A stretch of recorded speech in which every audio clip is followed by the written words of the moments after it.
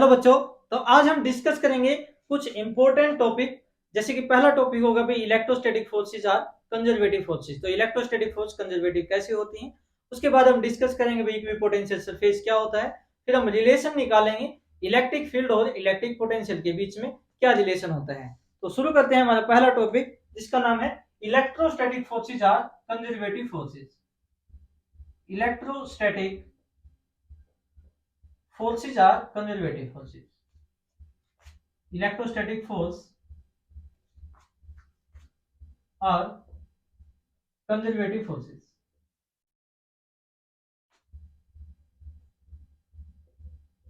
Electrostatic forces are conservative forces.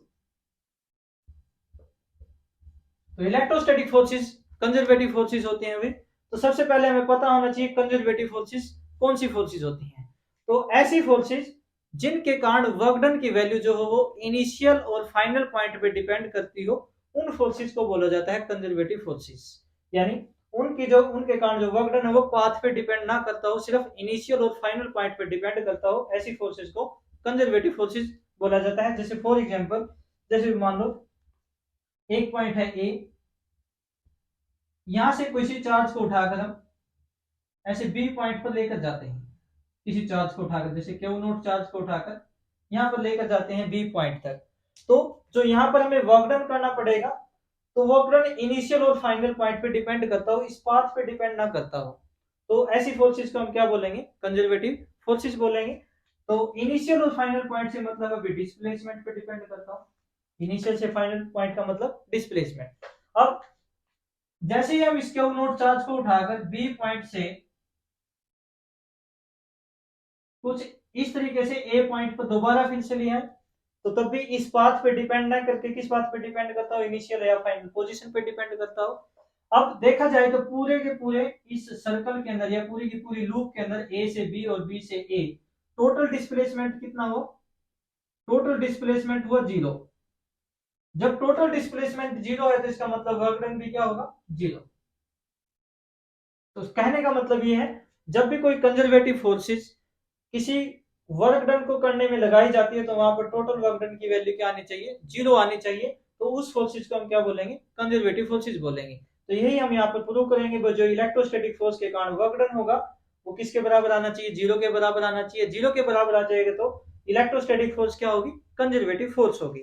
ठीक है, अभी समझते हैं। जैसे मान लो यहाँ पर क्यू नोट चार्ज को ए पॉइंट से बी पर लेकर जाएंगे, तो हमें कुछ ना कुछ वर्क डन करना पड़ेगा। और जो वर्क डन हमें करना पड़ेगा from A to B per unit test charge. अब हमें पता है work done per unit test charge किसके बराबर होता है, पोटेंशियल डिफरेंस के बराबर होता है। किसके बराबर होता है भाई, पोटेंशियल डिफरेंस के बराबर। तो इसको हम कैसे लिख सकते हैं भाई, work done from A to B per unit test charge is equal to VB minus VA. ये आ जाएगी इक्वेशन नंबर फर्स्ट। अब इस टेस्ट चार्ज को उठाकर बी से ए पर जब हम लेकर आएंगे तो हमें वर्क डन करना पड़ेगा, work done from B to A in bringing unit positive charge q nought. तो वो किसके बराबर होगा, वो होगा V A minus V B के बराबर होगा। ये आ जाएगी इक्वेशन नंबर टू। ठीक है अभी।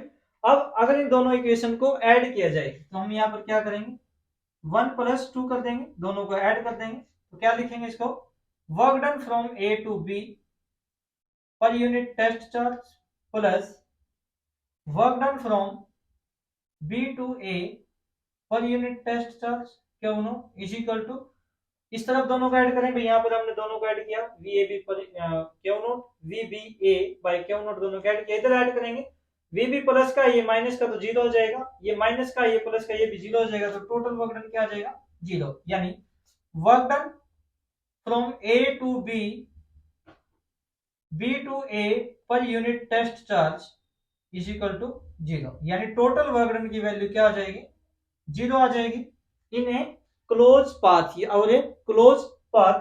तो इसका मतलब क्या हुआ, जो इलेक्ट्रोस्टैटिक फोर्स है यहाँ पर लगी थी वो कैसी है, electrostatic force are conservative. Electrostatic force is conservative. तो इलेक्ट्रोस्टैटिक फोर्स क्या होगी, कंजर्वेटिव होगी। इलेक्ट्रोस्टैटिक फोर्स आर कंजर्वेटिव या इलेक्ट्रोस्टैटिक फोर्सेज कंजर्वेटिव। ठीक है भाई। अब इसी रिजल्ट के बेस पर एक इंपॉर्टेंट रिजल्ट हम आपको यहाँ पर बताना चाहेंगे जो आपके लिए बार बार यूज होगा और बार बार काम आएगा, क्वेश्चन सोल्व करने में भी वो बार बार यूज होगा। ठीक है, कैसे?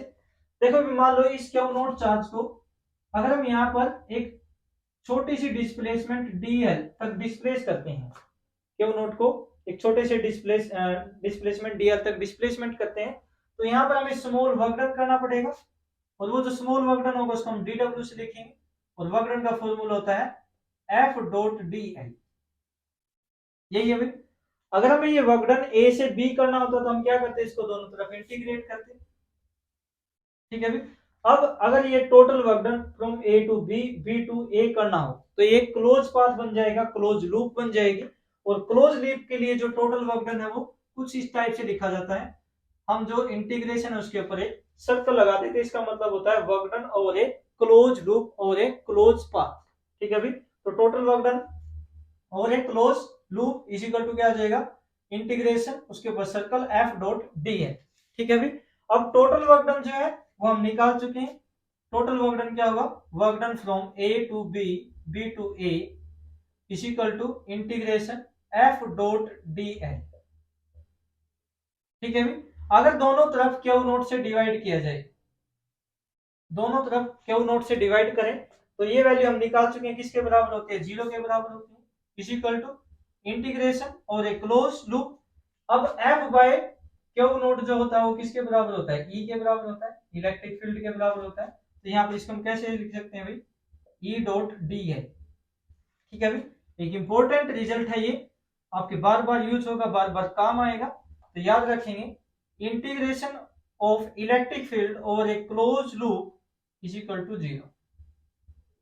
इसका मतलब होता है integration of electric field over a close loop is equal to 0। Important result है, बार बार यूज होगा, तो ध्यान रखेंगे, इसको याद रखेंगे भाई। लाइन इंटीग्रल ऐसे भी बोल सकते हैं इसको, line integral of electric field over a close loop is equal to 0। यानी किसी भी क्लोज लूप में अगर हम इलेक्ट्रिक फील्ड का लाइन इंटीग्रल करें तो उसकी वैल्यू क्या होती है, 0 के बराबर होती है।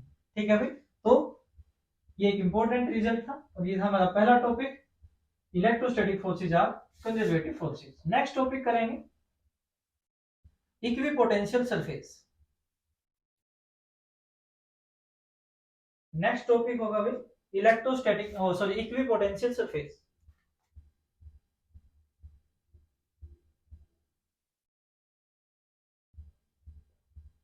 इक्विपोटेंशियल सरफेस नाम से ही पता चल जाएगा, इक्वी का मतलब इक्वल, पोटेंशियल। तो एक ऐसा सरफेस जहां पर हर पॉइंट पर पोटेंशियल की वैल्यू इक्वल हो, उस सरफेस को बोलते हैं इक्विपोटेंशियल सरफेस। एक ऐसा सरफेस जिसके हर पॉइंट पर पोटेंशियल की वैल्यू सेम हो। जैसे भी मान लो ये कोई सरफेस है, इसके हर पॉइंट पर पोटेंशियल की वैल्यू इक्वल है, तो इस सरफेस को बोला जाएगा इक्विपोटेंशियल सरफेस। जिसके हर पॉइंट पर पोटेंशियल की वैल्यू क्या होगी, इक्वल होगी, तो उसको बोलेंगे इक्विपोटेंशियल सरफेस। अब जैसे मान लो ये पॉइंट A है, ये पॉइंट है B, यहां पर हम A पॉइंट से क्यू नोट चार्ज को उठाकर यहां पर लेकर जाएं, तो जैसा कि हमें पता है work done from A to B per unit test charge किसके बराबर होता है, पोटेंशियल डिफरेंस के बराबर होता है। Work done per unit test charge किसके बराबर होता है, पोटेंशियल डिफरेंस के बराबर। तो इसको हम कैसे लिख सकते हैं भाई, वर्क डन फ्रॉम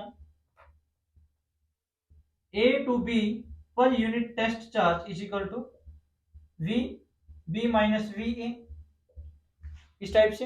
अब सिंस इसके हर पॉइंट पर पोटेंशियल की वैल्यू इक्वल है, यानी VA और VB दोनों क्या है, इक्वल है। Potential on A is equal to potential on B मान लेते हैं V।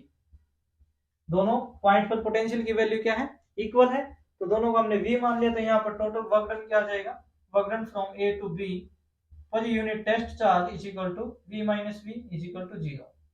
यानी work done from A to B is equal to 0। यानी इक्विपोटेंशियल सरफेस पर हमें किसी चार्ज को एक पॉइंट से दूसरे पॉइंट पर ले जाने के लिए कोई भी वर्क डन नहीं करना पड़ेगा। Work done from point A to B in bringing unit positive charge on equipotential surface is 0। किसी भी वर्क डन की हमें यहाँ पर जरूरत नहीं है। उसके बाद सेकंड केस, जैसा कि हमने अभी आपको बताया था, भाई जो टोटल वर्क डन होता है वो किसके बराबर होता है, E डॉट dl के बराबर होता है। अभी पढ़ा E dot dl integration is equal to 0। ठीक है भाई, या टोटल वर्क डन जो है किसके बराबर होगा, E डॉट dl के बराबर होगा, दो पॉइंट के बीच में। तो हम इसको कैसे लिख सकते हैं, E dot dl is equal to 0, दो पॉइंट के बीच में लिखेंगे तो E डॉट dl लिखेंगे। किसी क्लोज पाथ के लिए लिखेंगे तो integration E dot dl is equal to 0 लिखेंगे। तो दो पॉइंट के बीच में E dl is equal to 0, तो इसको हम कैसे लिख सकते हैं, E dl cos theta is equal to 0, क्योंकि डॉट प्रोडक्ट है, डॉट प्रोडक्ट को कैसे लिखा जाता है, cos थीटा से लिखा जाता है। अब ये वैल्यू 0 कब हो सकती है, जब cos थीटा की वैल्यू 0 हो और थीटा इज इक्वल टू कितना हो, 90 डिग्री, क्योंकि cos 90 की वैल्यू कितनी होती है, cos 90 होता है 0।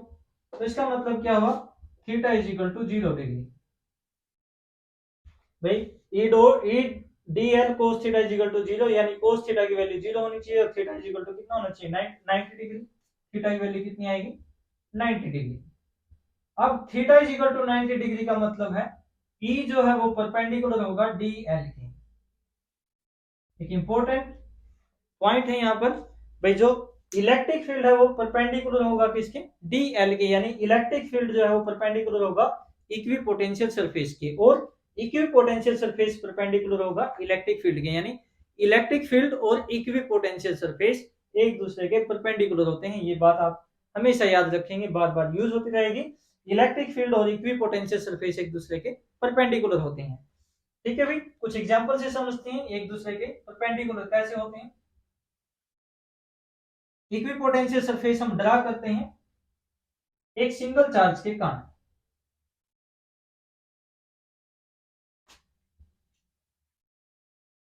ठीक है भाई, तो जैसा कि हमें पता है भाई, पोटेंशियल का जो फॉर्मूला होता है V is equal to 1/4 pi epsilon nought Q by R। तो V इज इनवर्सली प्रोपोर्शनल, यहां से V inversely proportional to R, यानी जो V है पोटेंशियल है वो इनवर्सली प्रोपोर्शनल है R के। अगर हम सिंगल चार्ज के कारण इक्विपोटेंशियल सरफेस ड्रा करें, सिंगल चार्ज के कारण, ठीक है भाई, जैसे भी मान लो यहाँ पर Q चार्ज है, इसके कारण एक इक्विपोटेंशियल सरफेस हमने यहाँ पर ड्रा किया, तो चारों तरफ क्या हो जाएगा, एक स्फीयर बन जाएगा। ये इसके हर पॉइंट पर जो इलेक्ट्रिक पोटेंशियल की वैल्यू है वो क्या रहेगी, इक्वल रहेगी, क्योंकि ये चार्ज से चारों तरफ सेम डिस्टेंस पर है। क्योंकि आर की वैल्यू पे डिपेंड है, आर की वैल्यू अगर हम फिक्स कर दे तो हर पॉइंट पर पोटेंशियल की वैल्यू क्या होगी, सेम होगी, स्फेरिकल सिमेट्रिक होता है। उसके बाद अगर हम आर की वैल्यू को इंक्रीज करें तो दूसरा जो सरफेस बनेगा इलेक्ट्रिक इक्विपोटेंशियल सरफेस वो कुछ इस टाइप से बनेगा। ठीक है भाई, और आर की वैल्यू को इंक्रीज करें तो इक्विपोटेंशियल सरफेस कुछ इस टाइप से बनेगा। ठीक है भाई, इस टाइप से जो इसके हर पॉइंट पर देखें तो इलेक्ट्रिक पोटेंशियल की वैल्यू हर पॉइंट पर जो होगी वो क्या रहेगी, इक्वल रहेगी। ऐसे यहाँ पर हम ड्रा कर सकते हैं को, इसके भी हर पॉइंट पर इलेक्ट्रिक पोटेंशियल की वैल्यू क्या रहेगी, इक्वल रहेगी। तो ऐसे सरफेसेस को हम क्या बोलेंगे, इक्विपोटेंशियल सरफेस। अब जैसा कि हमें पता है भाई, चार्ज के कारण इलेक्ट्रिक फील्ड या तो इनवर्ड होता है या बाहर की तरफ होता है। मान लो ये पॉजिटिव चार्ज है तो इलेक्ट्रिक फील्ड की जो डायरेक्शन है वो बाहर की तरफ होगी भाई, चारों तरफ, इस टाइप से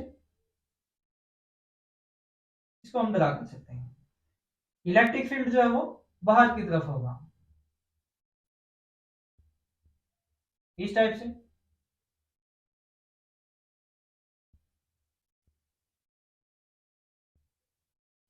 तो यहां पर अगर देखा जाए तो यहां पर इक्विपोटेंशियल सरफेस और इलेक्ट्रिक फील्ड जो है वो एक दूसरे के परपेंडिकुलर है। किसी भी पॉइंट पर अगर आप चेक करोगे, यहां पर चेक करें तो इलेक्ट्रिक फील्ड बाहर की तरफ है और ये सरफेस है इक्विपोटेंशियल, दोनों के बीच में एंगल कितना होगा, 90 डिग्री होगा। कहने का मतलब ये है इलेक्ट्रिक फील्ड और इक्विपोटेंशियल सरफेस एक दूसरे के क्या होते हैं, परपेंडिकुलर होते हैं। यहाँ पर आप देख सकते हैं। ठीक है भाई, एक अगर हम यूनिफॉर्म इलेक्ट्रिक फील्ड के कारण इलेक्ट्रिक ये इक्विपोटेंशियल सरफेस ड्रा करें, यूनिफॉर्म इलेक्ट्रिक फील्ड।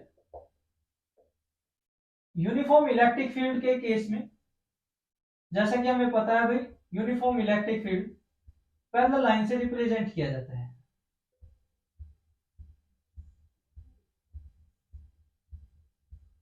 ये इलेक्ट्रिक फील्ड की डायरेक्शन होती है।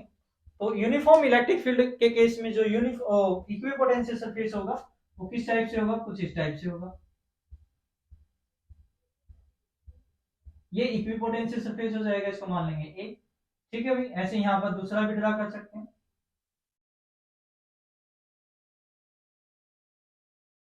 ये बी। ठीक है, तो यहां पर ये इक्विपोटेंशियल सरफेस है दो, और इलेक्ट्रिक फील्ड क्या है इन दोनों के, इसके परपेंडिकुलर है। तो इलेक्ट्रिक फील्ड और इक्विपोटेंशियल सरफेस एक दूसरे के क्या होते हैं, परपेंडिकुलर होते हैं। ये यूनिफॉर्म इलेक्ट्रिक फील्ड के कारण जो है इक्विपोटेंशियल सरफेस का डायग्राम है, तो याद रखेंगे। ठीक है भाई, उसके बाद हम नेक्स्ट टॉपिक करेंगे relation between electric field intensity and equipotential surface. ठीक है, इंपॉर्टेंट टॉपिक है, पढ़ेंगे।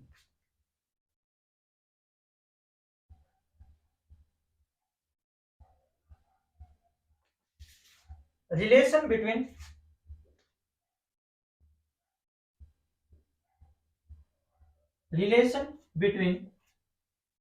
electric field and electric field intensity, or electric field and electric potential, electric field and electric potential important topic है ये भी भाई, electric potential। Relation between electric field and electric potential, दोनों में क्या रिलेशन होता है वो रिलेशन निकालेंगे। ठीक है भाई, रिलेशन निकालने के लिए भी मान लो आपके पास दो सरफेसेस हैं, एक सरफेस है ए और दूसरा सरफेस है बी, कुछ इस टाइप से। दोनों इक्विपोटेंशियल सरफेस हैं, दोनों इक्विपोटेंशियल सरफेसेस हैं, दोनों का मतलब इसका पोटेंशियल सेम है, हर पॉइंट पर इसका पोटेंशियल क्या है, सेम है। ठीक है भाई, इसका पोटेंशियल मान लेते हैं v। ठीक है भाई, अब सिंस यहाँ पर भाई मान लो कोई चार्ज क्यों रखा हुआ है, इसके कारण जो इलेक्ट्रिक फील्ड की डायरेक्शन है वो बाहर की तरफ होगी, इस टाइप से इलेक्ट्रिक फील्ड बाहर की तरफ होगा। इसका पोटेंशियल v है तो इसका पोटेंशियल इससे कम होगा, तो इसको मान लेते हैं इसका पोटेंशियल क्या है, v माइनस dv। ठीक है भाई, इसका पोटेंशियल हम मान लेते हैं v है, इसका पोटेंशियल क्या मान लेते हैं, v माइनस dv।